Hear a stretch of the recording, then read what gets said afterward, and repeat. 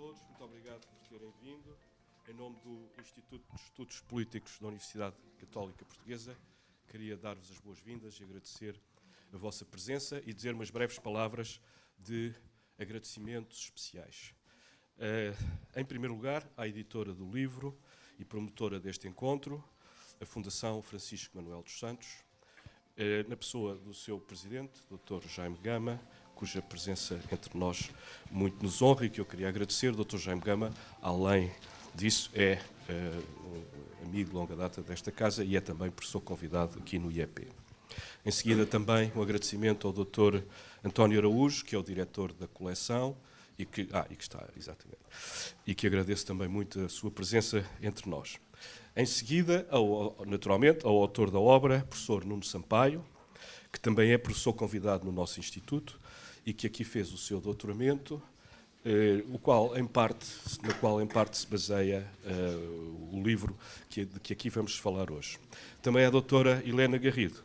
Queremos agradecer muito enfaticamente ter amavelmente aceitado o nosso convite para estar aqui conosco.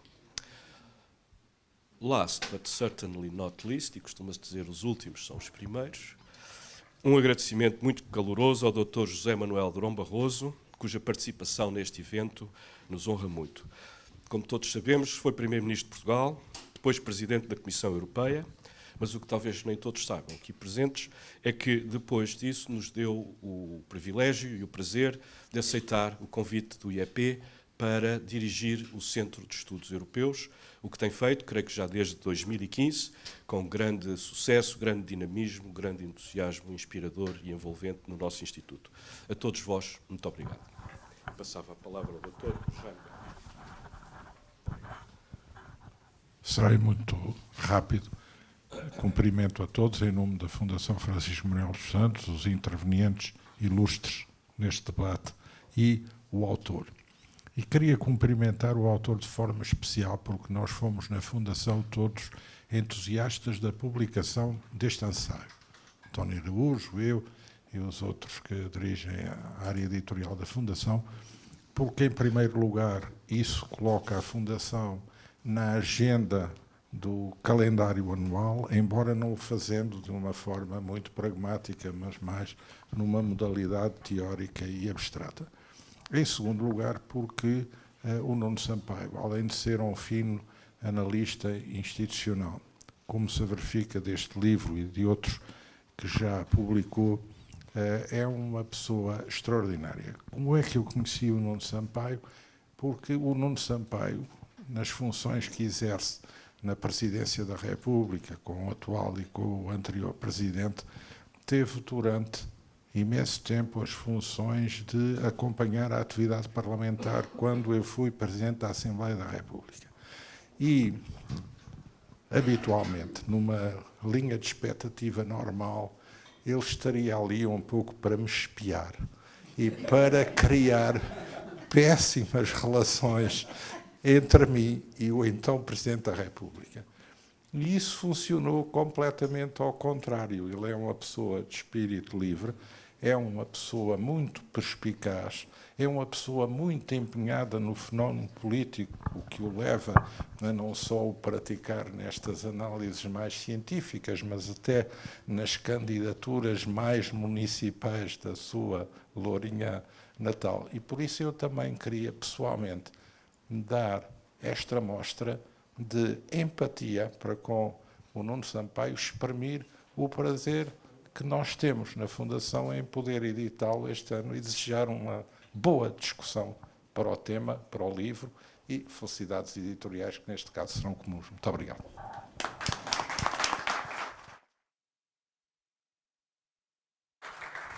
Muito boa tarde, a mim cabe-me agradecer o facto de nos terem recebido aqui e agradecer o convite que me foi dirigido para conversarmos aqui neste fim de tarde sobre as eleições europeias. Ficou para mim muito pouco para apresentar pessoas e personalidades que dispensam apresentações, mas eu mesmo assim vou a tentar e dizer que daquilo que sobra, além das palavras que já foram ditas pelo Dr. Jaime Gama, Nuno Sampaio é a pessoa que nos traz hoje aqui, que nos reúne hoje aqui, é filho desta casa, professor convidado e investigador do Instituto de Estudos Políticos, é assessor para os assuntos políticos da Casa Civil do Presidente da República.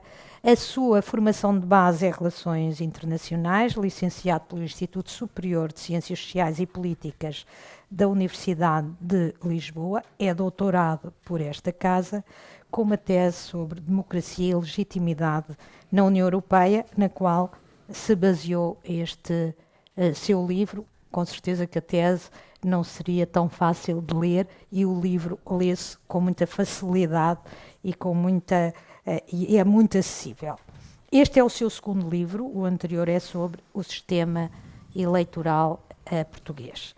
Penso que o Dr. José Manuel Durão Barroso dispensa apresentações, mas mesmo assim farei aqui um pequeno exercício de sintetizar a sua já vasta carreira. Foi o 11º Presidente da Comissão Europeia, na década que vai de 2004 a 2014, viveu por dentro uma das mais graves crises económicas e financeiras, todos nós temos recordação dela, a grande recessão, viveu por dentro e a olhar também para Portugal, a partir de Bruxelas, uma gravíssima crise, a grande recessão.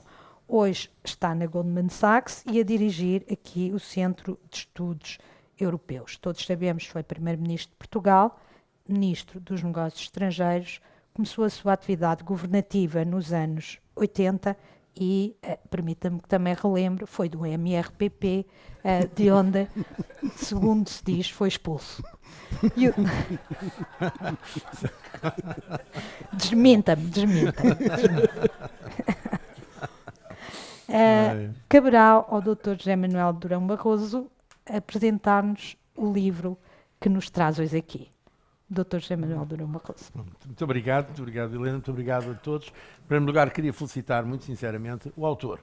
Trata-se de um livro inteligente, um livro sério, objetivo, sobre um problema muito complexo. Um livro também, a meu ver, bastante oportuno. Acho que não podia ser mesmo mais oportuno, não só porque estamos em cima das eleições europeias, mas também porque a questão das eleições europeias poderá ser uma das questões decisivas nesta crise que temos agora com o chamado Brexit. É uma das questões que até agora pouca gente falava, mas que está a aparecer como uma das mais fortes condicionantes à solução ou não do problema maior, que é de encontrar os termos de uma separação entre o Reino Unido e a União Europeia. Queria felicitar, pois, muito sinceramente, o Dr. Nuno Sampaio, brilhante doutorado por esta casa, e queria também felicitar a Fundação Francisco Manuel dos Santos por esta edição. Em relação ao tema, quando o professor Nuno Sampaio me desafiou a participar com ele nesta sessão, o que eu posso trazer talvez seja partilhar alguma experiência sobre estas matérias. O livro é um livro de cariz académico, mas, como já disse Helena Garrido, muito claro, muito acessível, explica, baseado nos dados da ciência política contemporânea, a evolução do processo das eleições para o Parlamento Europeu. E há também uma ampla literatura sobre este tema, que, aliás, o autor refere com cuidado e precisão. O que eu poderia talvez trazer era a minha experiência neste processo, nomeadamente num tema que aqui é referido como central, quando se fala dos poderes do Parlamento, que é o da eleição do Presidente da Comissão Europeia. Ao fim e ao cabo, estamos a falar do poder do Parlamento Europeu. E estamos a falar da relevância das eleições europeias. Para que é que servem as eleições europeias?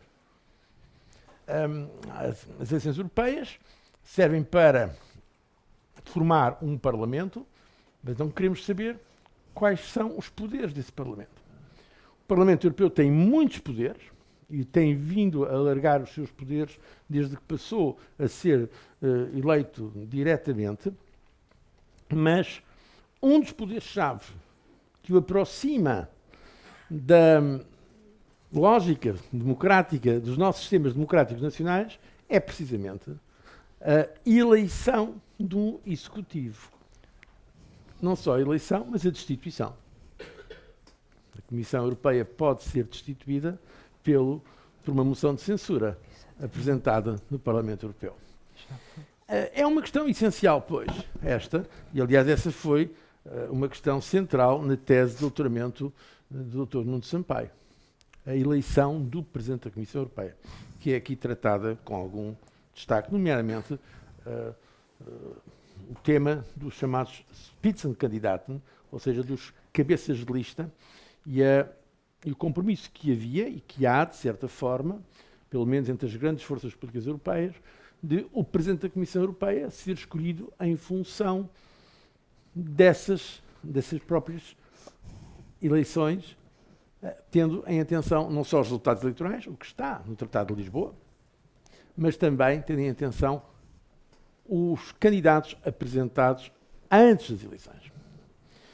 Bom, a verdade é que fui eu próprio, em 2012, como aliás o autor diz no seu livro, que no discurso do Estado da União Europeia, em 2012, e o discurso do Estado da União Europeia, como sabem, é um momento institucional talvez mais importante para o Presidente da Comissão Europeia, é quando ele vai anualmente ao Parlamento Europeu apresentar não só os seus resultados, os resultados do trabalho da Comissão, mas sobretudo os seus projetos. Aliás, há obviamente aqui um símile bastante evidente com State of the Union, no Congresso norte-americano, e é significativo que seja o Presidente da Comissão Europeia e não o Presidente do Conselho Europeu a fazer este discurso. É, portanto, o momento institucional mais importante para o Presidente da Comissão Europeia, o discurso da União, o próprio, que em 2012 fiz a proposta formal de que se passasse a pré-anunciar quais os candidatos para o cargo de Presidente da Comissão Europeia, de modo a, de certa forma, animar um debate europeu. Não foi com a ilusão de estarmos a fazer exatamente o que se faz no plano nacional. Porque, obviamente, para mim, a democracia europeia não é exatamente a democracia nacional. E acho que um dos problemas em que às vezes caímos é queremos estabelecer um paralelismo demasiadamente óbvio. Eu acho que não é, nem será, no futuro previsível, a União Europeia não é, nem será um Estado federal integrado. Do mesmo modo que discordo absolutamente daqueles que prevêem constantemente a desintegração da União Europeia, e um bocadinho falando da crise económica, passei por isso, quando muita gente dizia que era inevitável a saída da Grécia do euro, que era inevitável o colapso do euro e que seria mais ou menos inevitável, era a opinião de alguns eurocéticos britânicos, o desmantelamento da União Europeia. Eu não concordo com este cenário. Mas também não concordo com o cenário que diz que a União Europeia vai necessária e fatalmente para a criação de um Estado federal, que teremos no futuro os Estados Unidos da Europa. Não penso que isso vá acontecer, pelo menos no futuro previsível.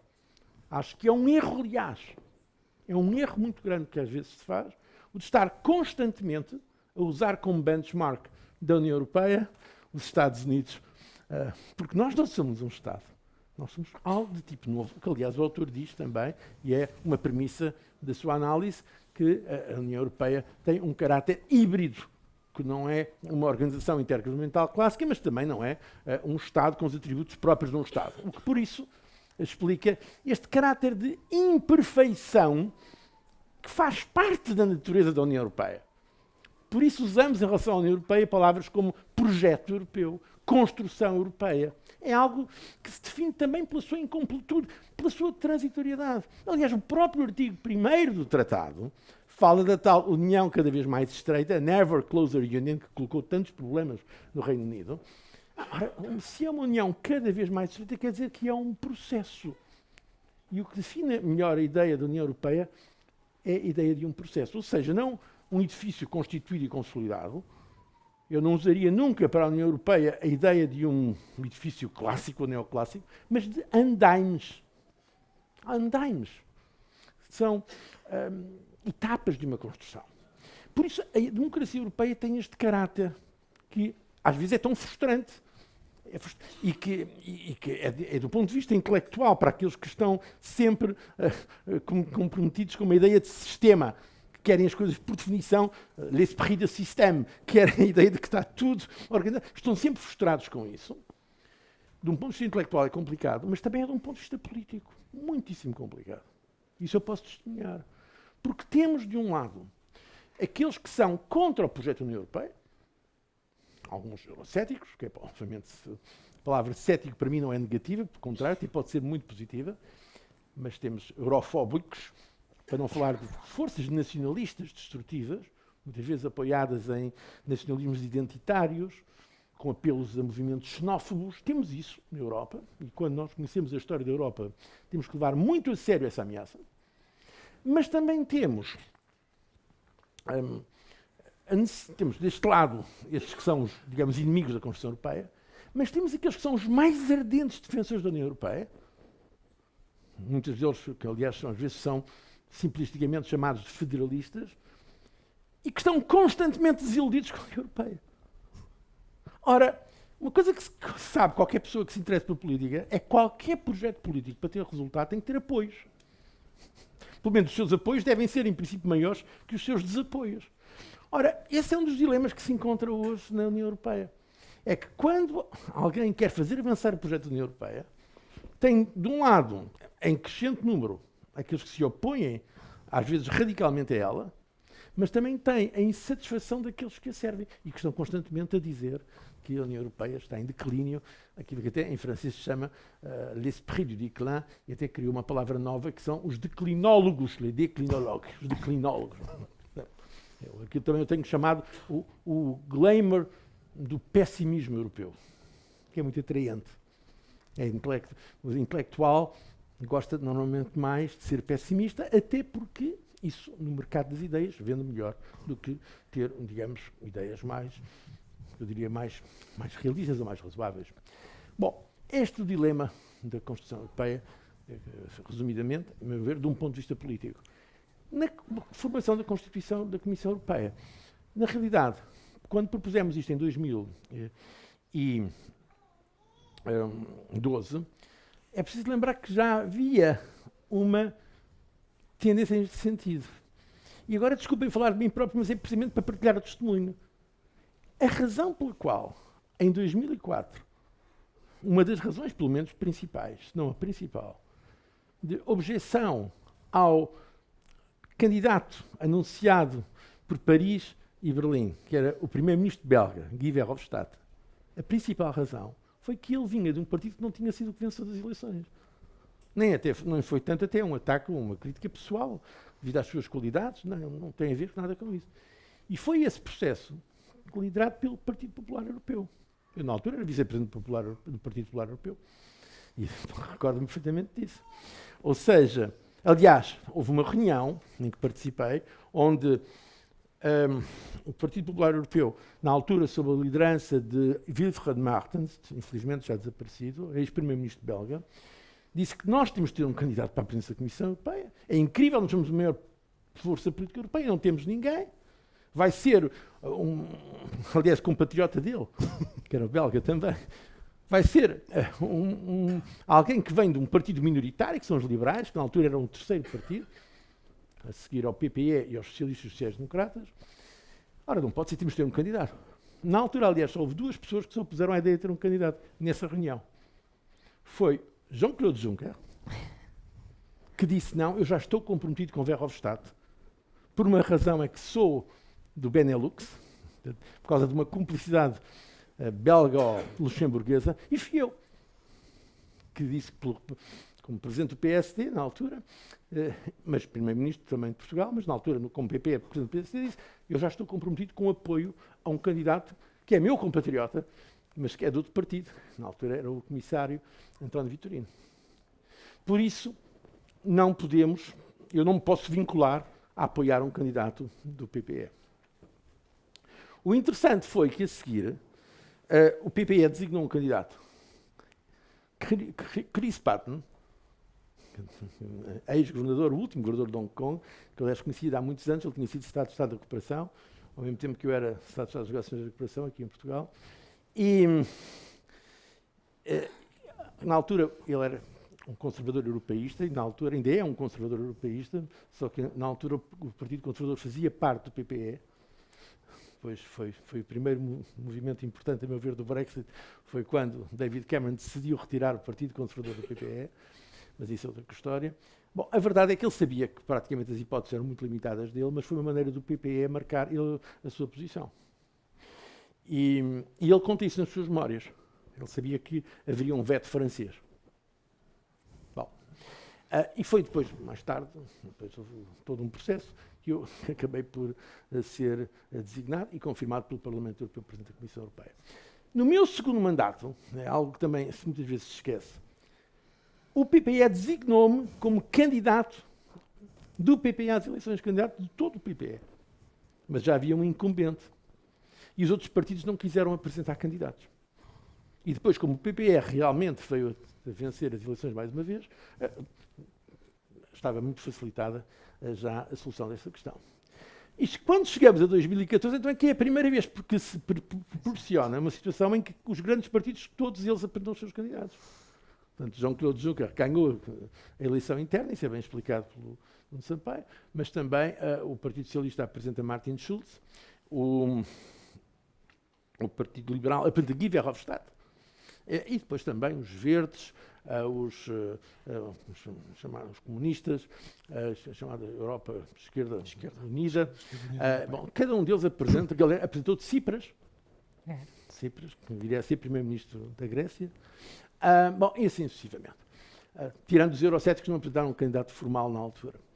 Bom, e vamos chegar depois a 19, mas eu deixo para as perguntas, se quiserem algum pouco, porque senão já estou a falar há muito tempo. O que queria dizer-vos é isto. Um dos poderes centrais do Parlamento Europeu é o de ter um papel na formação da Comissão Europeia e, sobretudo, na escolha do Presidente da Comissão Europeia. E eu acho que isso vai continuar a ser muito importante. É uma das muitas razões pelas quais, a meu ver, nós devemos dar mais atenção às eleições europeias. A verdade é que há uma participação relativamente baixa nas eleições europeias. A razão é conhecida, também é desenvolvida bem pelo autor. É a falta de um espaço público europeu, mesmo até a própria questão linguística, como disse um grande intelectual italiano, Umberto Eco, a língua da Europa é a tradução. Não há uma forma de criarmos um tal espaço público europeu de que tanto fala Habermas, não há essa... E é isso que torna mais difícil, de facto, uma democracia europeia muito semelhante a uma democracia nacional. É uma outra forma, é a maior e a mais importante democracia transnacional que alguma vez houve na União Europeia. Não houve nada de comparável em termos de relações internacionais. Há umas coisas que pretendem imitar. Houve um par latino, que é um parlamento da América Latina, não sei se já tinham ouvido falar, mas não tem qualquer expressão. Então, agora, a nossa democracia é uma democracia transnacional, que não tem necessariamente os atributos, as condições de uma democracia nacional. Por isso eu acho importante as eleições para o Parlamento Europeu. Usei agora só este caso e acho importante, visto que estamos, aliás, agora a falar num período antes das eleições europeias, que as pessoas participem. Eu aqui também usaria a velha expressão les absents ont toujours tort. Quem não participa, quem se abstém, está, no fundo, a dar a decisão a outros. Porque há aqueles que não se abstêm. E aqueles que votam, obviamente, muitas vezes são aqueles que estão mais motivados por boas ou não tão boas razões. Eu acho importante que, do ponto de vista cívico, falando agora não do ponto de vista académico, mas de um ponto de vista cívico, que aliás não é contraditório, a meu ver, haja uma participação tão forte quanto possível nas próximas eleições para o Parlamento Europeu.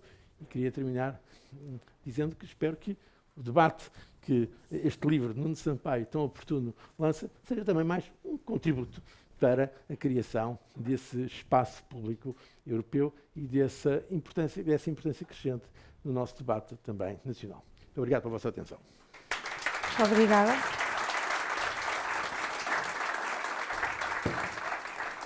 Já temos aqui muitas pistas para a conversa, não é? Nuno, passava-lhe agora a palavra. Sim, senhor. Muito boa tarde, Helena. Muito obrigado. Muito boa tarde a todos. É com muito gosto que vejo e revejo aqui muitos amigos, mas evidentemente que queria, antes de mais, fazer 3 agradecimentos muito especiais. O primeiro, e talvez pela ordem das intervenções, agradecer ao Instituto de Estudos Políticos, à Universidade Católica. Já foi dito que sou filho desta casa, sou aqui docente, aqui fiz o meu doutoramento, mas não é por ser filho desta casa que estou menos grato e reconhecido à forma como o Instituto de Estudos Políticos acolheu de forma tão entusiástica e empenhada esta apresentação. Por isso, agradeço ao professor João Carlos Espada, diretor do Instituto, e permitam-me também que agradeça ao professor Manuel Braga da Cruz, meu orientador da tese de doutoramento, e não só.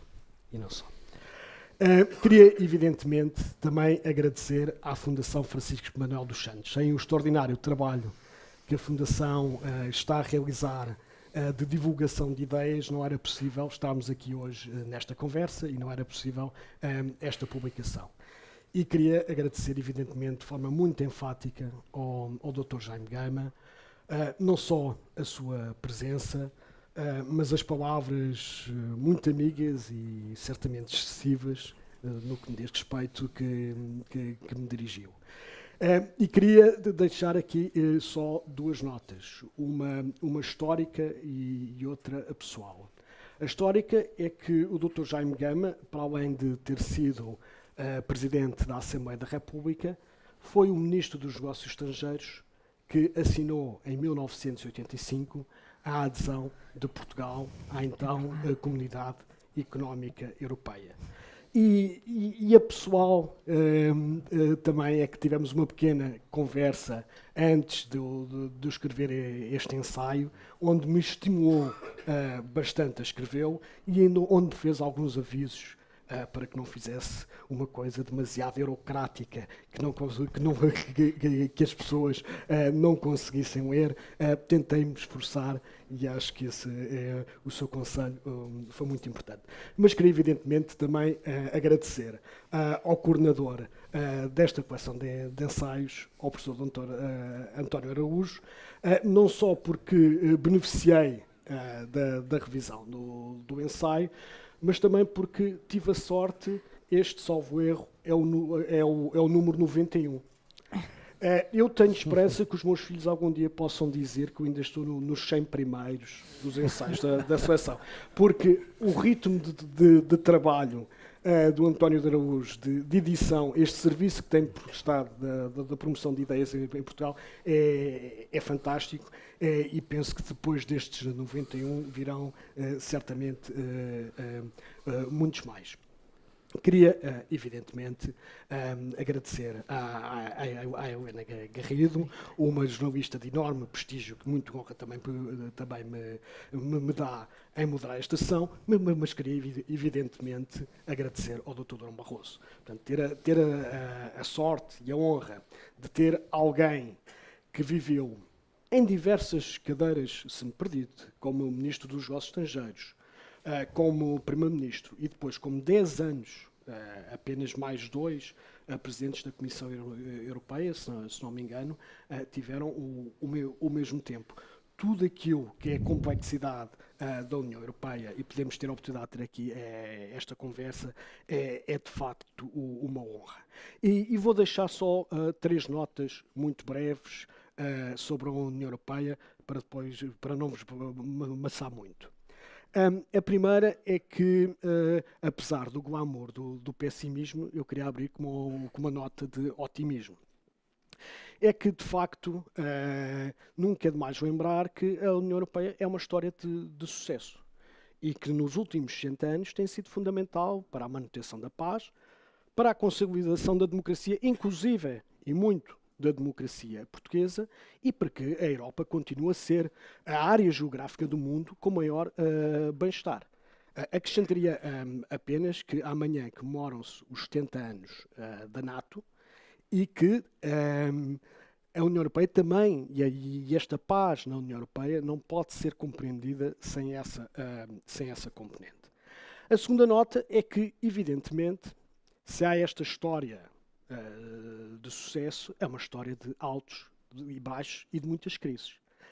E isso vem, antes de mais, da natureza, como o Dr. Durão Barroso já referiu, da natureza da própria União Europeia. A União Europeia em si mesma é um paradoxo, que tenta conciliar a articulação de políticas comuns com 28 democracias que neste momento vão de Lisboa a Helsínquia, de Bucareste a Dublin, com uma diversidade enorme. E é evidentemente que esta natureza híbrida e sempre de tensão entre os diversos poderes, entre a União e os poderes nacionais, entre as diversas instituições que compõem a União, não se deixam repercutir ao longo do tempo em diversas crises. E, de facto, nas eleições para o Parlamento Europeu, isso é bastante visível. O Parlamento Europeu, também já o foi dito, tem conquistado ao longo do tempo diversos poderes. Aliás, a primeira crítica que era feita ao déficit democrático da União Europeia, uma das primeiras, é que, de uma determinada perspectiva, é que o Parlamento Europeu não tinha poderes. Mas o que é facto é que ao longo do tempo foi conquistando poderes legislativos, poderes na escolha do Presidente da Comissão Europeia. Mas assistimos a este paradoxo.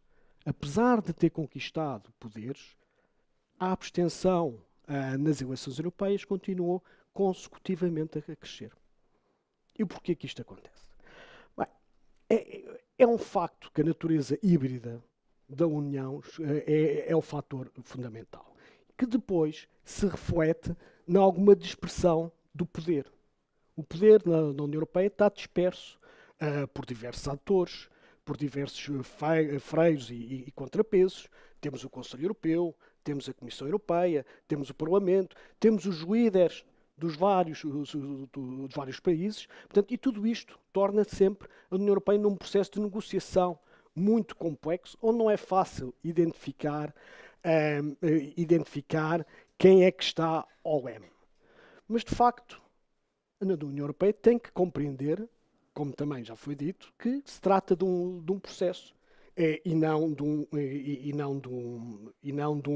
desígnio nacional, como podemos falar nos Estados nacionais. E termino com a última questão. É que a questão de fundo, e de facto aquela que muitos têm tentado superar do ponto de vista intelectual, mas também com algumas alterações institucionais, é que para falarmos numa democracia europeia, teríamos que falar de um demos europeu.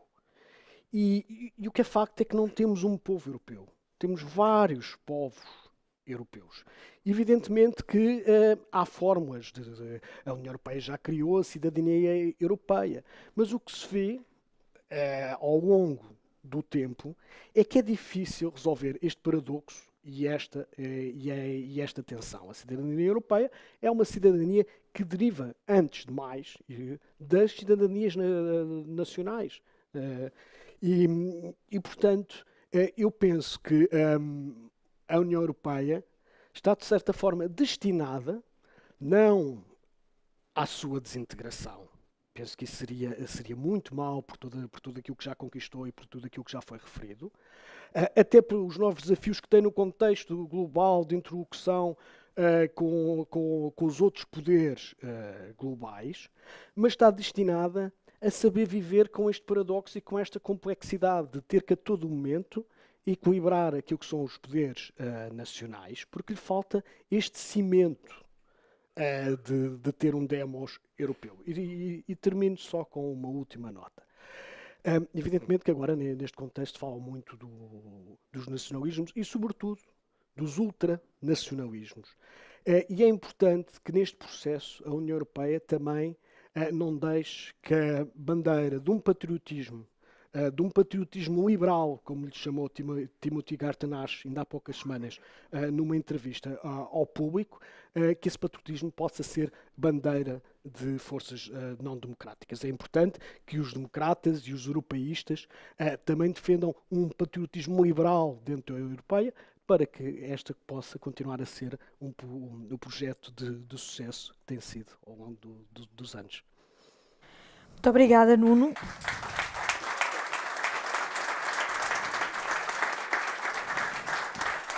Nós agora temos a oportunidade de conversar aqui um bocadinho e levando em consideração que o livro nos lança muito para a reflexão daquilo que foram ou não foram as consequências do novo processo de escolha do Presidente da Comissão Europeia nas eleições de 2014, a minha questão neste momento é olhar para o que poderá ser 2019.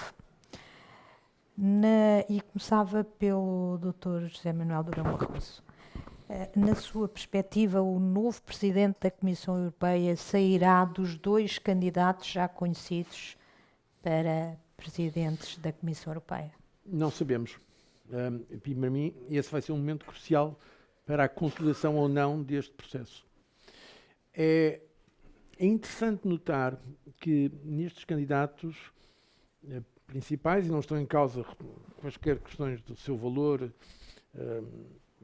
das suas qualidades políticas ou outras, mas nenhum deles foi Primeiro-Ministro, e até agora os últimos presidentes da Comissão têm sido Primeiros-Ministros, desde Jacques Santer,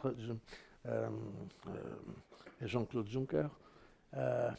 Portanto, e essa tem uma razão de ser, se Primeiro-Ministro, é que o Presidente da Comissão faz parte do Conselho Europeu. E o Conselho Europeu, como sabem, são os chefes de Estado e de Governo, que o compõem, mais o Presidente da Comissão Europeia e o Presidente do Conselho Europeu. Curiosamente, também os 2 Presidentes do Conselho Europeu que tivemos até agora foram Primeiros-Ministros, da Bélgica e da Polónia, Herman Van Rompuy e, atualmente, Donald Tusk. Ora, é importante que o Presidente da Comissão Europeia seja a peer, seja um par, seja no mesmo plano, do ponto de vista até da informalidade e do espírito do Conselho Europeu. Porque estas coisas contam, do ponto de vista político. Os atuais candidatos, repito, não estando em causa as suas grandes qualidades pessoais, com certeza terão e políticas, não têm experiência a esse nível. E isso vai com certeza ser apresentado como um argumento contra.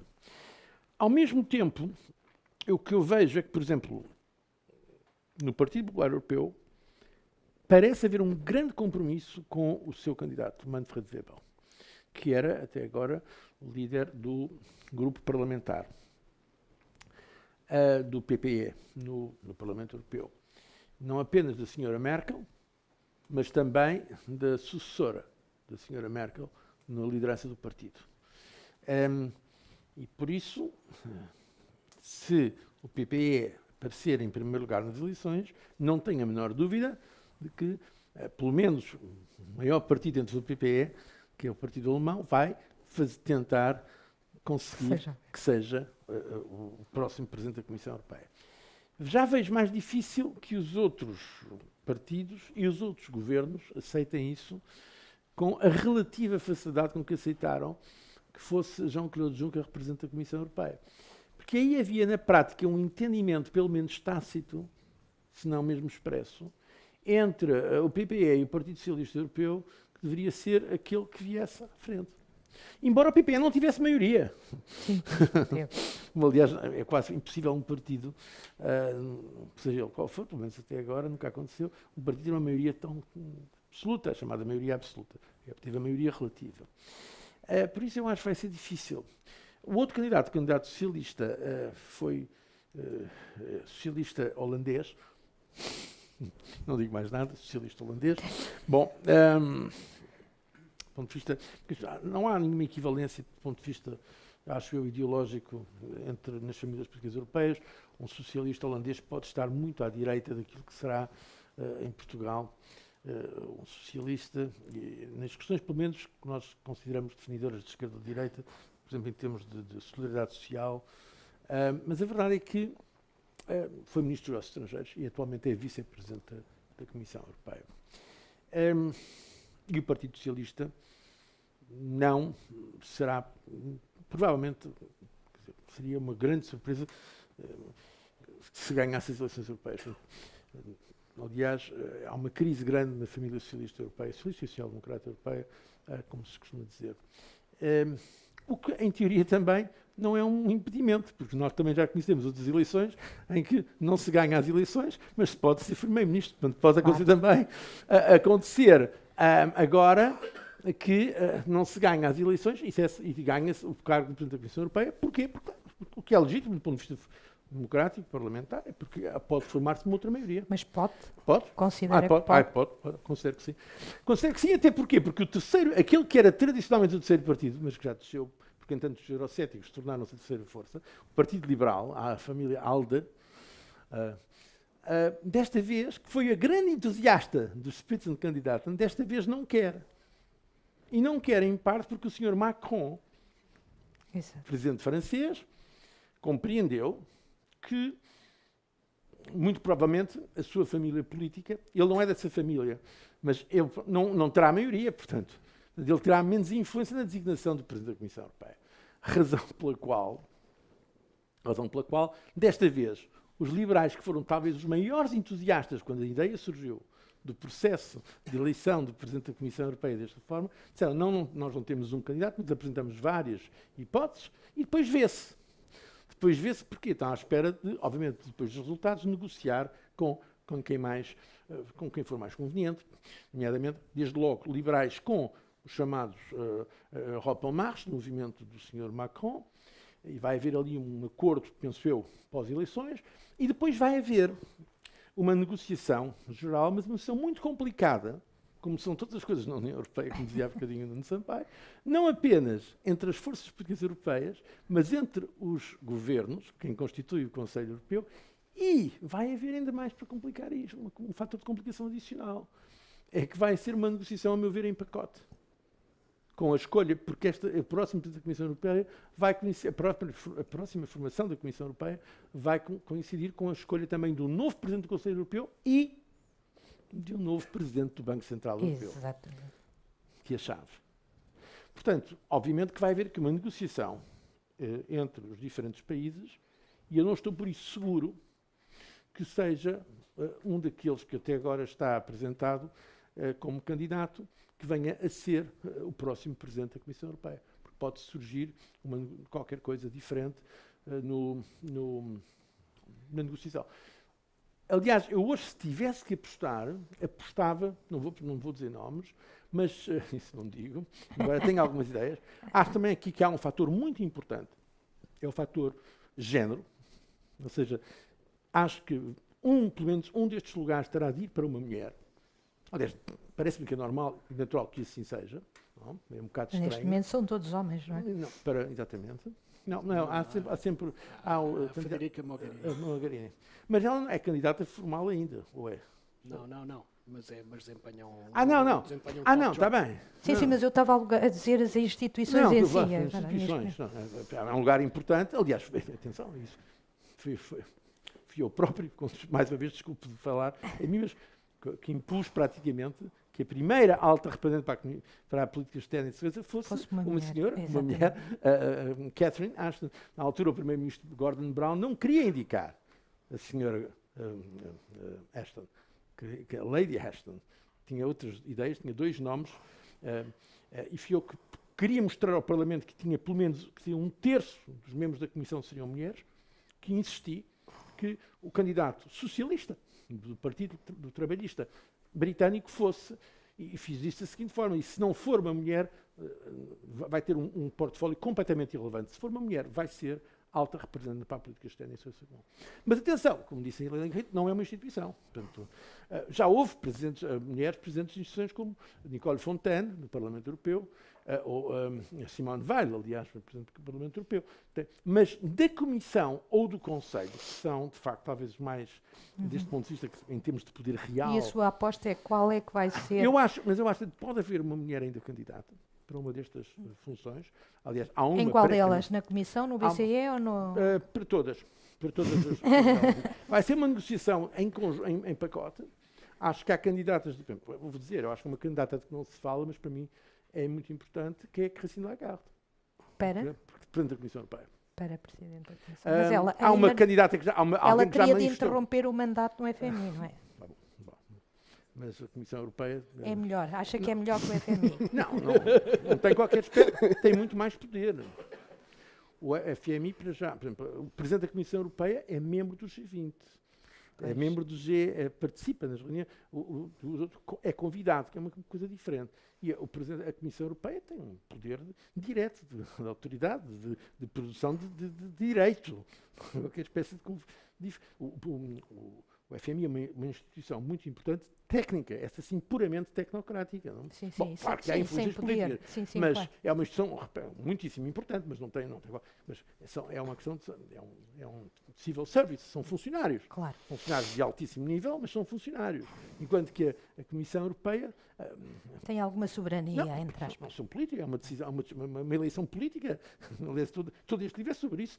É a eleição do Presidente, a eleição da Comissão Europeia. O Tratado de Lisboa, antigamente, o Parlamento Europeu aprovava o Presidente designado. A partir de agora, com o Tratado de Lisboa, elege o Presidente da Comissão Europeia. Exatamente. Portanto, é um cargo político, eminentemente político. A Comissão tem uma natureza também híbrida nisso, porque a Comissão Europeia tem poderes políticos e poderes técnicos ou tecnocráticos e poderes regulatórios, que às vezes é muito complicado de gerir. E acha que Mas a- a Comissão Europeia é, sem dúvida, Acha que a uma instituição chanceler política. está fora de questão já? Angela Merkel. Eu acho que não vai ser candidata a Presidente da Comissão Europeia. Eu acho que sim, uma grande Presidente da Comissão Europeia, ou até uma grande Presidente do Conselho Europeu. Veria muito mais a senhora Merkel como Presidente da Comissão do Conselho Europeu, mas Presidente da Comissão Europeia acho que não será candidata. Portanto, está tudo em aberto. Como, aliás, acontece sempre na União Europeia, está tudo em aberto. E como agora estamos a ver com o Brexit, pode ser também. A minha previsão é que esta Comissão vai durar mais tempo do que o previsto. Porque vai haver um impasse institucional. Eu estou muito convencido que Vai vai haver... levar mais tempo a escolher, a não, fazer a escolha. Não, quando a nova Comissão não é constituída, a anterior prolonga. Portanto, eu acho, Sim, sim. eu já disse isso, aliás, alguns dos meus amigos da Comissão, preparem-se para ficar lá mais algum tempo, porque não vai ser fácil gerir, a seguir às eleições, todos estes pontos. Vai haver, e há muita coisa na Europa que está neste momento em suspenso. Isso. Por isso eu acho que vamos ter aqui que esperar algum tempo. E vai ser um momento importante, porque se de facto não for o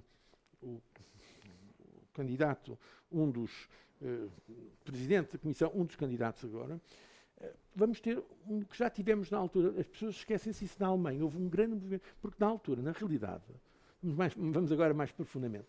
Eu estou convencido que o próprio Jean-Claude Juncker, o lugar que queria era ser presidente do Conselho Europeu. Mas, obviamente, as pessoas avançam para marcar posições.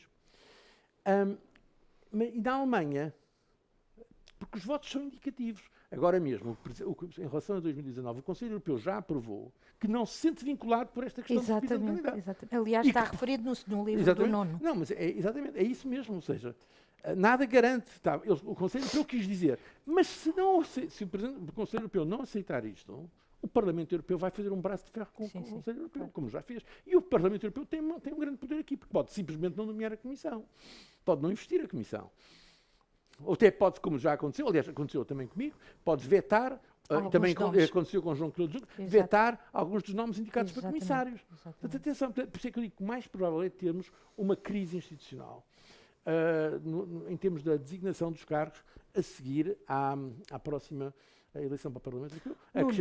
Acrescentar isto a todas estas nuvens de incerteza que nós temos hoje em dia sobre a União Europeia. Razão pela qual eu continuo a pensar que é bom que haja este debate, porque progressivamente tem havido uma politização. E, nesse aspecto, é a tal democracia incompleta, mas é uma forma de debate e de criação de um espaço público democrático Nuno, europeu. isto seria um retrocesso, não é? Se estas projeções feitas pelo Dr. José Manuel Durão Barroso se vierem a confirmar, é um retrocesso na sua perspectiva? Eu confesso que no seu livro eu acabei por não perceber se era um simpatizante deste modelo Então, de nomeação ou de escolha do Presidente. O facto de não ter percebido, acho que conseguiu Atingiu o objetivo. Atingiu o objetivo. Porque deixe-me pôr os óculos do académico. Pois, era essa a minha ideia. Exato. Talvez seja mais fácil responder-lhe assim. Do ponto de vista daqueles que defendem aquilo que provavelmente se chama como mais Europa, pode ser um retrocesso.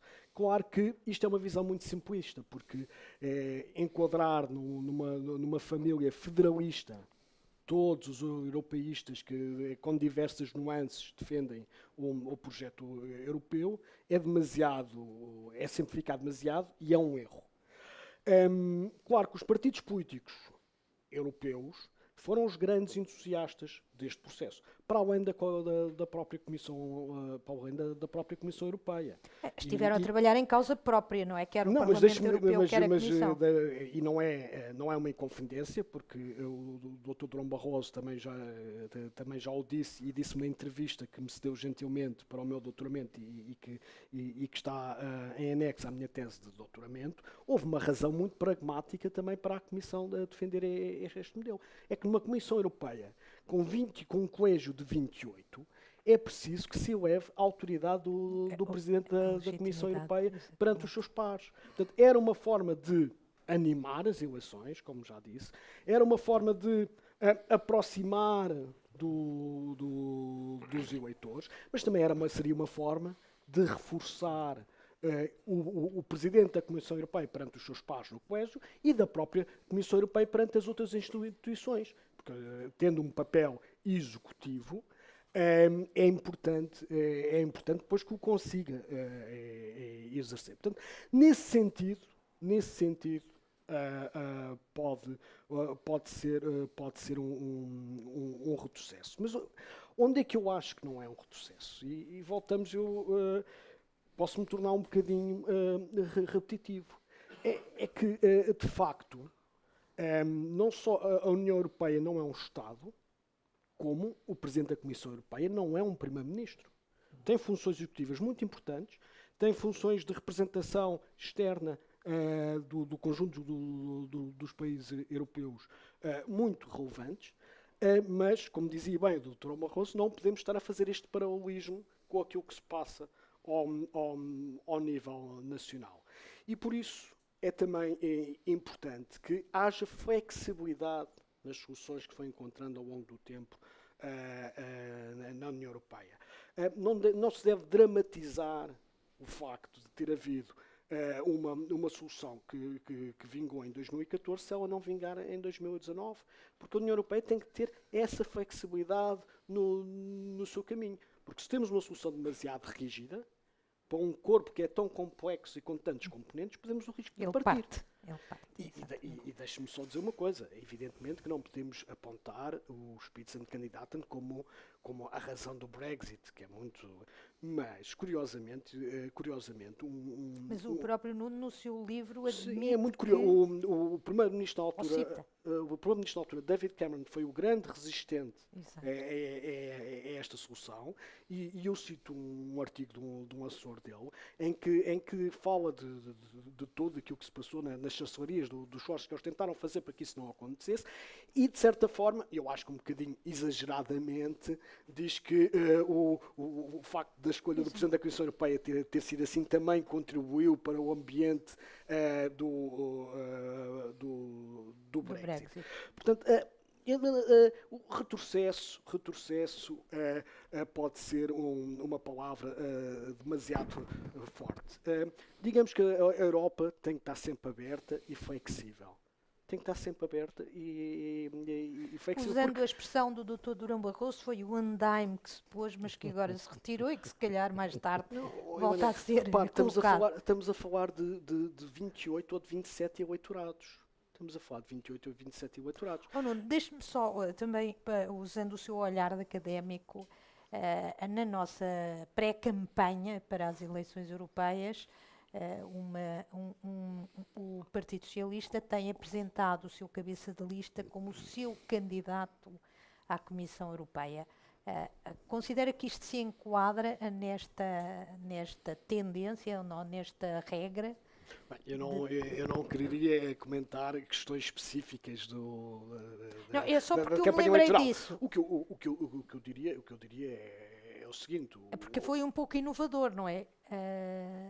Dizer que será o candidato Sim, o de certa forma é um bocadinho de... inovador o que tem acontecido em regra, e julgo, penso não me enganar, o anterior governo nomeou o atual comissário.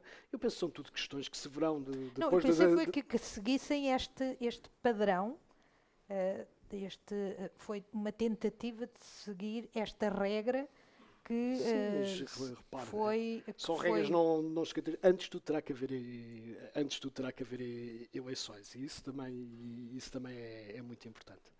Muito bem, eu gostava de que falássemos um bocadinho do tema do dia, embora a incerteza seja tão grande, que é o Brexit.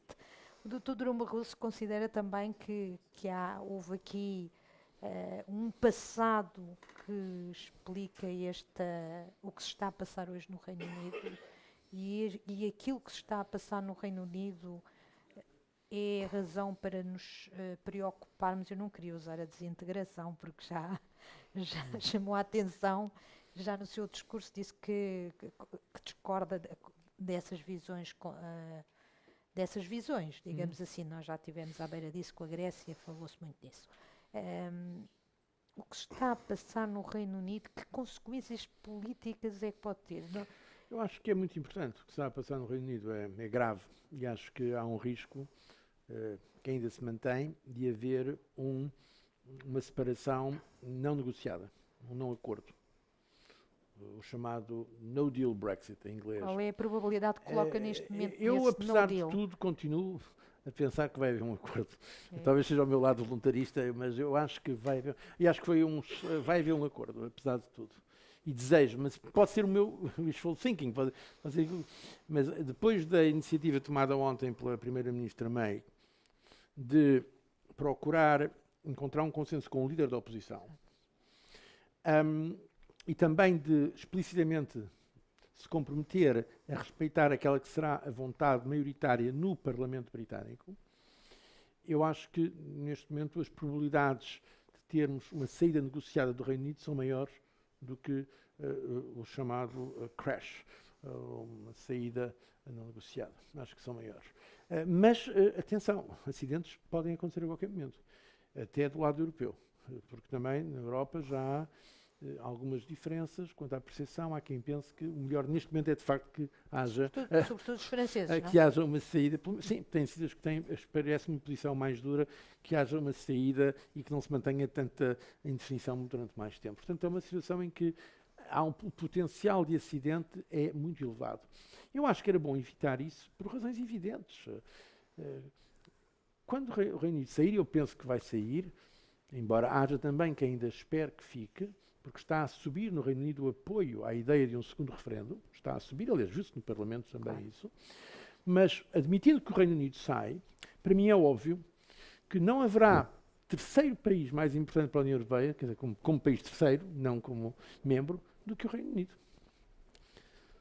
Sobretudo quando vemos o que está a passar no resto do mundo. Também para mim é óbvio que não haverá relação mais importante para o Reino Unido que a relação com a União Europeia. Mais do que com qualquer outro país. Embora no Reino Unido algumas pessoas ainda vivem noutras ilusões do outro passado. Bom, por isso, uma separação, tal como o que acontece entre pessoas, uma separação deve ser amigável. Se não é amigável, é traumática. Se é traumática, cria ressentimento, cria desconfiança, cria problemas. E sobretudo do ponto de vista geopolítico, para mim o grande problema não é tanto problema económico, que haverá um impacto económico, isso é seguro. Aliás, já está a haver muito investimento suspenso, já está a haver muita deslocalização. Mas o maior problema será do ponto de vista geopolítico. Quer dizer, visto de fora, se olharmos a Europa de fora, porque temos que não estar sempre a ver só de partido, mas se olharmos para a Europa, de Washington, de Pequim ou de Moscou, o que é que se passa? É que os europeus não são capazes de encontrar sequer uma solução entre eles. Porque uma coisa é óbvia, o Reino Unido é um país europeu, não é com certeza asiático ou africano ou latino-americano. É um país europeu. Ora, se a Europa não consegue negociar uma saída, é um mau resultado. E é assim que será visto. Mas haverá quem dirá, a culpa é deles, a culpa é daqueles. Bom, ok. Mas do ponto de vista objetivo, é um facto que os europeus não terão encontrado uma solução em conjunto. Por isso, eu espero e desejo, mas palavra esperar no duplo sentido, que se encontre uma saída negociada, porque senão seria muito negativo. Agora, as razões têm a ver mais com o excepcionalismo britânico, com que as outras razões. Aliás, temos visto que até agora o Brexit tem sido mais uma vacina do que uma fonte de contágio. O que é que diz isso? São todos os elementos que temos da evolução da opinião pública nos países europeus. Países que estavam com um certo flerte com ideias, na Holanda, na Dinamarca, noutros países, que o apoio à ideia de saírem tem vindo a cair bastante. Há mesmo aquilo que já se usa uma expressão chamada Brexit Panic. Pânico de um exit. Portanto, porque as pessoas veem que não é fácil. Não? E não é fácil porque... Ficar num clube porque não é fácil sair não é uma coisa... Não, mas a questão não é por não ser sair. O problema não é esse. O problema é que um referendo é uma escolha binária. É um sim ou um não. E é relativamente fácil unir as pessoas para dizer não. É muito mais difícil unir as pessoas para dizer sim. E, portanto, o que se passa no Reino Unido, o que está a passar do ponto de vista do Reino Unido, atualmente, do ponto de vista democrático, é de facto fascinante. Porque é talvez a maior, a mais forte democracia parlamentar do mundo, é o Reino Unido. Talvez quem inventou, talvez o conceito de democracia parlamentar tenha sido o Reino Unido. É isso que causa maior perplexidade. Ora, mas o problema é esse, é que quando vão para um referendo e têm uma decisão por maioria negativa no sentido que é um não, é muito mais difícil depois ter uma maioria que para uma maioria positiva, para uma solução. E já se viu isso agora mesmo, empiricamente foi comprovado. Não há, até agora, no Parlamento Britânico, nenhuma maioria. Nem para o hard Brexit, nem para um novo referendo, nem para o modelo Canadá, nem para o modelo Noruega, nem para a chamada União, portanto, Brexit com a União Aduaneira, Brexit com espaço económico. Não há maioria nenhuma. É só não. É extraordinário. É só não. Ora, eu ainda tenho uma esperança, por isso é que foi muito importante em mover o gesto, talvez alguns consideraram tardio, da Primeira-Ministra britânica, de procurar corresponsabilizar também a oposição, o Partido Trabalhista, o líder do Partido Trabalhista, e de encontrarem uma solução. Porque, se não for assim, teremos uma situação de grande desordem, de grande incerteza, que vai deixar feridas para o futuro. Porque os países e as instituições têm memória. Têm memória, aliás, eu acho que uma coisa que a gente não fala, muita gente da Inglaterra lembra-se que houve um veto do general de Gaulle à entrada da Inglaterra na Comunidade Europeia. São coisas que ficam na memória dos países e das instituições, e os nossos países europeus têm uma longa memória. Por isso era melhor que este processo fosse tão negociado e tão consensual quanto possível. Nuno, vamos abrir aqui um bocadinho o espaço a perguntas que queiram colocar ao Nuno e ao Dr. José Manuel Durão Barroso. Está aqui uma... Eu não sei se há microfone. Está aqui. Eu pedia que se identificassem e que fossem curtos na pergunta, está bem? Manuel Brasinha. Eu há tempos estive a ouvir o Dr. Durão Barroso na Sociedade de Geografia e transmitiu-nos a ideia de que aquilo que acabou de dizer, que o melhor mesmo é o acordo.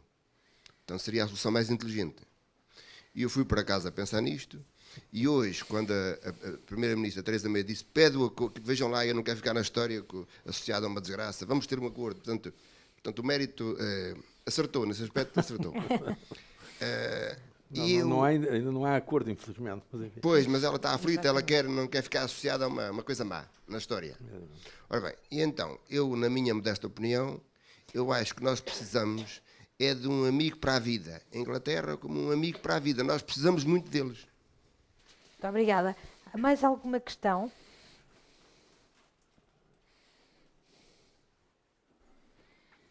Não temos mais questões. Nuno, eu começava por si e em relação a este amigo para a vida é um bocadinho em linha com o que, se me permite a interpretação, o Dr. José Manuel Durão Barroso acabou de dizer, que o Reino Unido terá sempre uma ligação muito forte, mesmo que saia, com a União Europeia.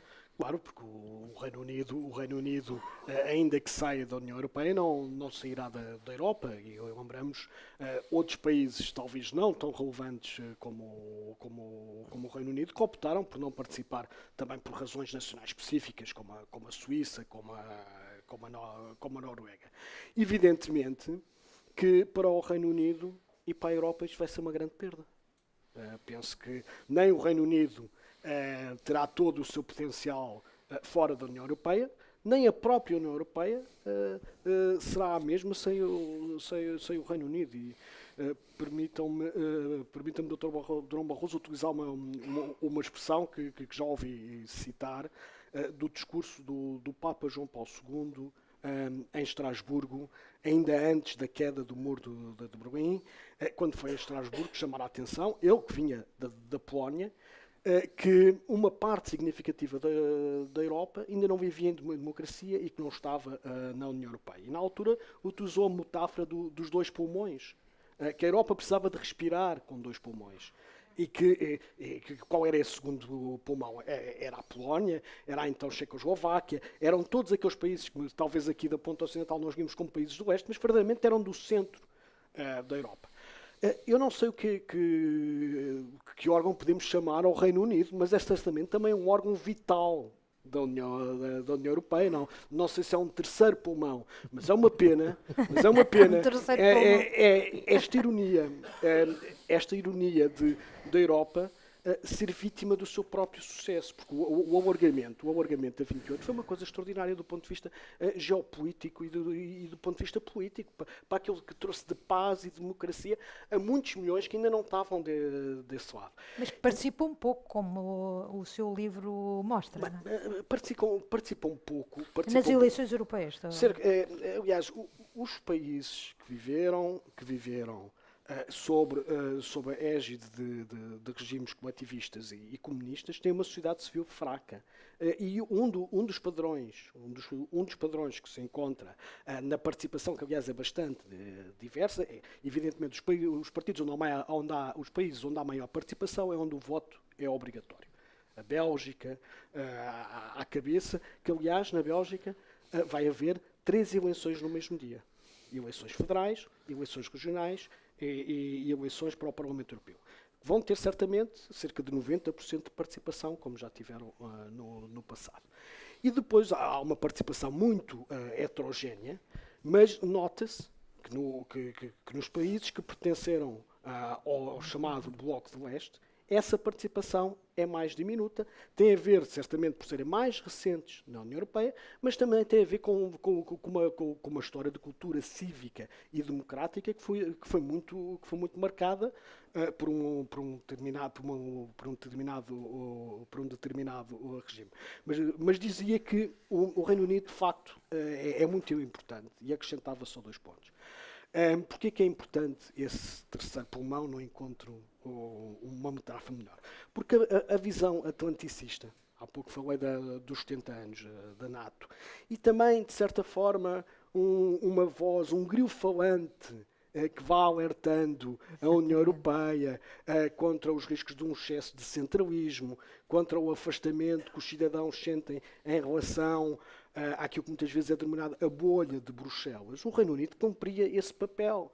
Certamente não fazendo tudo bem e deixando exasperados, certamente, todos aqueles que tentam fazer o seu melhor nas instituições europeias, muitas vezes. Mas era um papel importante na União Europeia e penso que quer dizer que todos vão ficar a perder mais, a União Europeia e o Reino Unido. Esse é um aspecto interessante, é também um dos aspectos que às vezes é esquecido, que é esse papel de grilo falante que os ingleses sempre tiveram contra a tecnocracia europeia, contra a tendência da Europa a decidir tudo.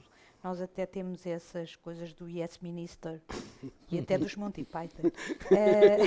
Não é só na Europa, também nos países a nível nacional. Pois, mas há uma coisa pior que a burocracia europeia, que são 28 burocracias nacionais. Posso garantir. Bom, mas agora isto não resisti, peço desculpa. Mas quantas vezes nós, agora esta da mudança da hora também, que metem-se em tudo, é um bocadinho a sensação que depois nos Estados-membros parece que não respeitam o princípio da subsidiariedade tão importante.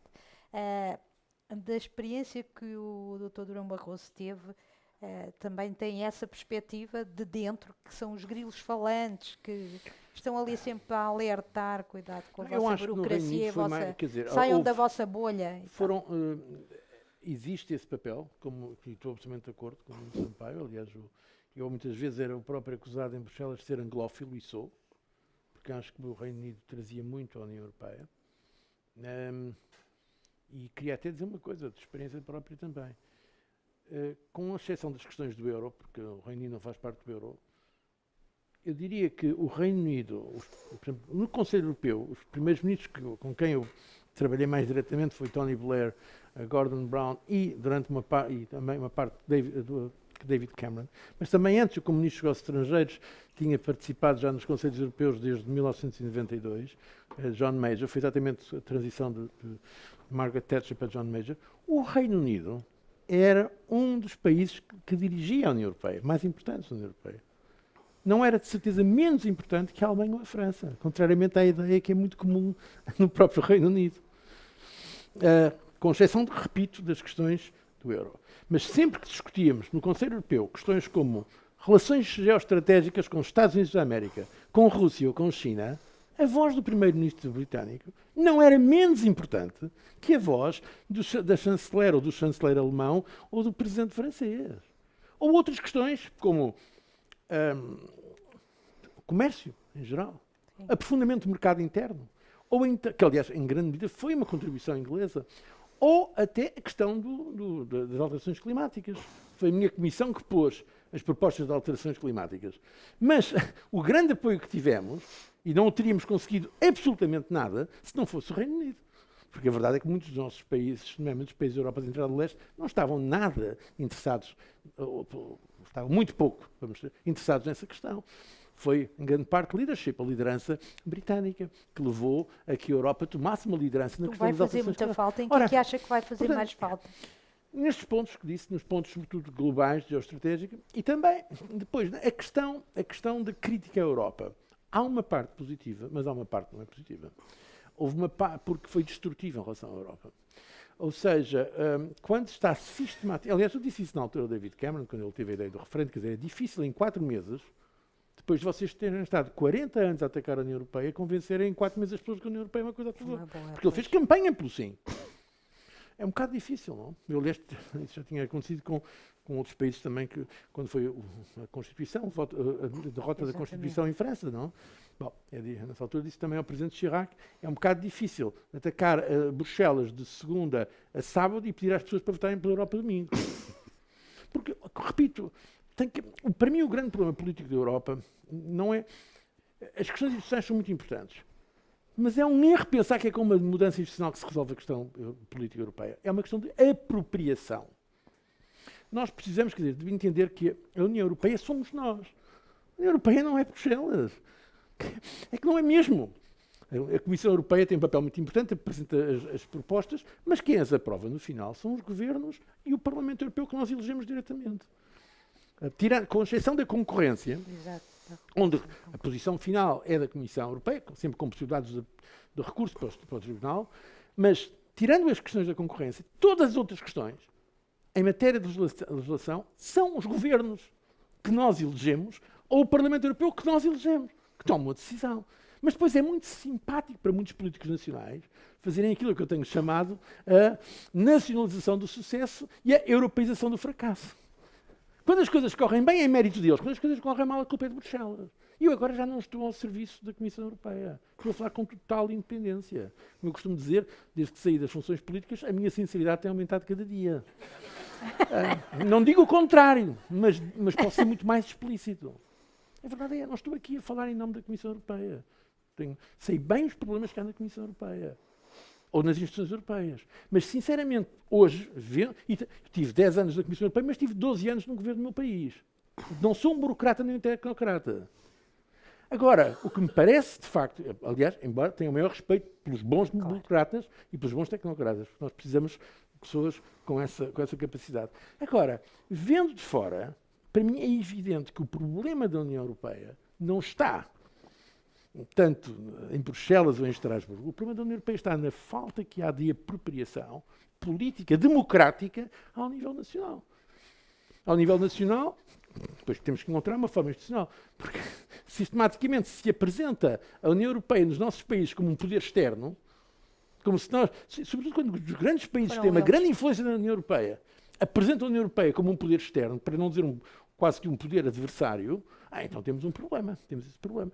E é por isso que eu acho que é importante a crítica, e é bom, e estou absolutamente de acordo, nesse aspecto o Reino Unido também desempenha um papel importante, mas é importante uma crítica que respeite o projeto europeu. Não se pode estar dentro e fora ao mesmo tempo. Isso também para mim é óbvio, não é? Ou se é membro de um projeto como este, que tem valores, tem objetivos, tem que ser solidário com esse projeto. Não se pode estar sistematicamente a procurar destruí-lo. Há mais alguma questão? Queiram colocar, se não termina... Está ali uma questão. Olívio Franco. Eu olhava para as eleições agora que vão decorrer em maio, e em particular para aquilo que, enfim, todas as consultas populares têm mostrado, que é os partidos eurocéticos e muito críticos da União Europeia vão subir, não é, a sua representação. E queria perguntar, enfim, aos dois oradores, se acham que isto é apenas um epifenómeno, ainda ligado, se calhar, às consequências ou ao impacto da crise que vivemos durante alguns anos e que foi muito forte, em particular, claro, como nós sabemos, na Europa do Sul, ou se acham que não, que é uma coisa estrutural ou uma coisa geracional e que de alguma maneira se vai prolongar e portanto, também, enfim, vai afetar aquilo que é a evolução deste projeto, como o Dr. Durão Barroso estava a dizer, é um projeto que se vai fazendo. Obrigada. Muito obrigado, Lívia, pela questão. Há uma dimensão, digamos, de continuidade e alguns fatores que são novos. Não nos surpreende que uma eleição de representantes, como o professor Manuel Braga da Cruz costuma ensinar nas aulas de sistemas e comportamentos eleitorais que tivemos a honra de ter, uma eleição de representantes é diferente de uma eleição de governantes. E a eleição para o Parlamento Europeu é uma eleição de representantes. Por isso, não por acaso, os sistemas de eleição para o Parlamento Europeu são proporcionais em todos os países da União Europeia, mesmo naqueles, como o Reino Unido, que utilizam sistemas maioritários e como França, que utiliza outro tipo de sistema maioritário nas eleições nacionais, o que, aliás, faz com que aconteçam coisas muito curiosas, como aquela que aconteceu em 2014, em que o UKIP foi o partido mais votado no Reino Unido, com 20 e poucos %, e elegeu mais de 20 membros para o Parlamento Europeu. E se perguntarem quantos representantes o UKIP tem atualmente no Parlamento Britânico, não tem nenhum. Em 2015 teve episodicamente um que por acaso era um deputado do Partido Conservador que transitou para o UKIP.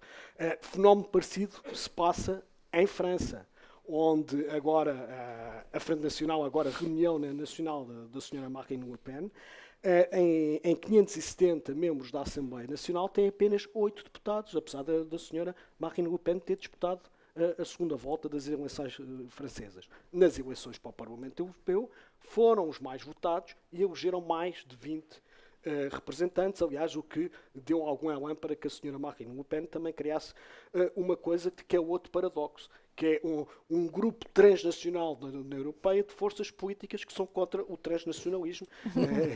Isso é outra questão, também muito curiosa. Claro, portanto, as eleições do Parlamento Europeu prestam-se a isso. Evidentemente que em 2014 estávamos a viver o rescaldo da crise económica e financeira. E isso, muitos estudos de ciência política e de análise do comportamento eleitoral fazem essa relação entre aquilo que era o sentimento da forma como os cidadãos viam os problemas económicos e sociais e aquilo que foi o seu voto nas eleições europeias. E depois há o outro fenómeno, que é a questão identitária. Há outro fenómeno que é, e por isso é que eu há pouco na minha intervenção chamava a atenção que a União Europeia também não pode deixar a bandeira do patriotismo para forças. A União Europeia, ou seja, as forças democráticas, liberais, essa grande família diversa, felizmente diversa, que tem participado num determinado consenso liberal e democrático do espaço europeu, não pode deixar que forças não democráticas, não liberais, se apropriem da bandeira do nacionalismo. Por isso é importante que também um patriotismo liberal. O que é este patriotismo liberal? É um sentimento saudável que as pessoas sentem em pertencer aos seus países, sem xenofobias, sem chauvinismos e com respeito pelo Estado de Direito, pela liberdade de expressão e pelos direitos das minorias. A grande questão da democracia não é respeitar o direito da maioria, é sobretudo como respeitar os direitos das minorias. E ouvimos, infelizmente, algumas vozes, não só representadas no Parlamento Europeu, e chamo também a questão para esta nuance, é porque também o próprio Conselho Europeu começa a ser cada vez mais diverso. E por isso são questões muito complexas. Por isso a questão dos valores é muito importante. E este é um problema transversal a todas as famílias políticas do Parlamento Europeu, que, aliás, como já foi dito aqui, são bastante heterogéneas. E é outro problema, quer dizer, partidos políticos europeus com famílias políticas que têm tanta diversidade dentro de cada partido político europeu, é outra dificuldade que se tem. Mas todas as famílias políticas, há uns casos que são mais falados do que outros, mas em todas as famílias políticas há situações de algum alarme em relação àquilo que é o cumprimento do artigo 2º da União Europeia, que a União Europeia se pauta pelo respeito dos valores da democracia, da liberdade de expressão, do Estado de Direito e do respeito pelas minorias. Portanto, essa é uma questão importante, não é nova em eleições para o Parlamento Europeu. Vamos ver o que é que se vai passar nos próximos tempos. Doutor Durão Barroso, e para terminarmos, estrutural, conjuntural, ou como é que se combate talvez um isto? pouco cedo para saber. Eu acho que há as duas coisas. Há uma coisa estrutural que tem a ver com a globalização. Aliás, porque não é só na Europa. Nós estamos a falar da Europa, mais uma vez eu convido as pessoas, quando analisamos a Europa, a usar perspectiva e equilíbrio. Porque muitas vezes tendemos a pôr a Europa como se a Europa estivesse isolada. O problema do populismo não é um problema europeu apenas.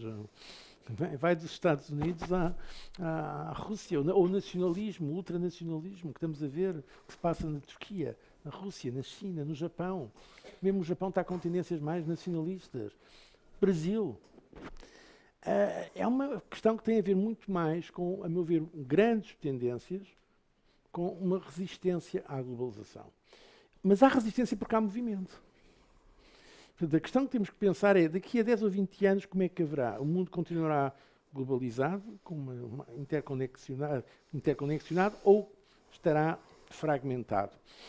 Eu acho, mas aí é uma questão de julgamento, é uma questão de intuição. Não há, aqui não há uma questão de ciência, penso eu. Eu estou convencido que a globalização vai continuar, mas que estamos a assistir já a um certo abrandamento de algo. Por exemplo, o comércio está a crescer, apesar de todo o protecionismo, está a crescer o comércio internacional, mas está a crescer menos do que crescia antes. Agora, se me perguntarem daqui a 20 anos, e espero que sejamos todos cá para ver, haverá mais ou menos trocas comerciais que há hoje? Haverá mais ou menos investimento internacional do que há hoje? Haverá mais ou menos viagens, turismo? Haverá mais ou menos trocas de comunicação, nomeadamente de informação ou culturais? Eu acho que vai haver mais. Eu acho que a tendência, em francês, la tendance lourde, a tendência principal vai continuar a ser. Mas estamos a assistir a uma grande resistência. E estamos num momento, por isso de ansiedade. O que define hoje o mundo é a incerteza e a ansiedade. Uma ansiedade que penetra nas nossas sociedades. E essa ansiedade foi muito agravada, como disse a professora Lívia Franco, pela crise financeira, pelo crescimento das desigualdades, e em alguns casos, dramaticamente, por questões sociais que deixam uma ferida muito grande nas nossas sociedades, como vimos aqui na Europa, com o caso da Grécia e outros, mas também, agora, pela questão identitária, que tão bem referida pelo professor Nuno Sampaio, porque hoje em dia eu diria que a maior causa para o crescimento dos movimentos anti-União Europeia tem a ver não com a parte económica, tem a ver com a questão identitária, nomeadamente com a questão da imigração ilegal e dos refugiados. É essa a razão que explica o que se passou em Itália, não? Sim, a inclusão. Essencialmente. É essa a razão que explica em grande parte da Europa Central e do Leste. Nós aqui em Portugal não temos bem, eu diria, felizmente, esse problema. pelo menos não temos com a dimensão que têm outros países. Mas é, a meu ver, o grande problema hoje em dia. Portanto, não me admiraria que vamos assistir ao crescimento dos tais partidos eurocéticos, mas agora vou dizer uma coisa contraintuitiva. Há males que vêm por bem. Talvez seja o momento dos pró-europeus acordarem. Porque para mim esse é que é o problema. O problema é que eu vejo politicamente na Europa, não é tanto ver pessoas que criticam a União Europeia. Isso faz, como disse, ainda bem, nós somos democratas, nós queremos a crítica. Para mim o problema é que aqueles que são pela União Europeia não a defendem suficientemente. Porque houve um conformismo do chamado mainstream. Aceitaram deram isso por adquirido. Ora, a Europa não se pode, a União Europeia e os valores que ela representa, os valores da paz, da democracia, da liberdade, dos direitos humanos, da dignidade da pessoa humana, do respeito pelas minorias, da igualdade de direitos entre homem e mulher, tudo isto está no artigo 2º. Que não há noutras regiões do mundo. Não podemos ter estes valores como adquiridos, temos que os defender. Porque aqui é que há uma diferença grande entre nação e uma entidade transnacional. É que numa nação os governos podem fazer todas as asneiras que fazem, incluindo os meus, portanto não estou a criticar ninguém. Os governos podem fazer todas as asneiras, mas em princípio não se põe em causa a legitimidade do país. Enquanto que na União Europeia, se há algum erro, põe-se em causa a própria legitimidade. É diferente, o tipo de legitimidade é muito diferente. É aquilo que eu tenho chamado a legitimação por resultados.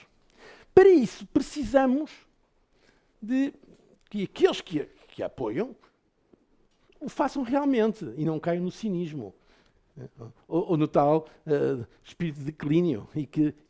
Nesse sentido, haver um debate mais político com as forças que se opõem talvez não seja mau. Agora, dito isto, eu não vou votar em nenhum desses partidos a que são contra a União Europeia, mas não estou tão pessimista como estão muitas pessoas que dizem agora vai acabar.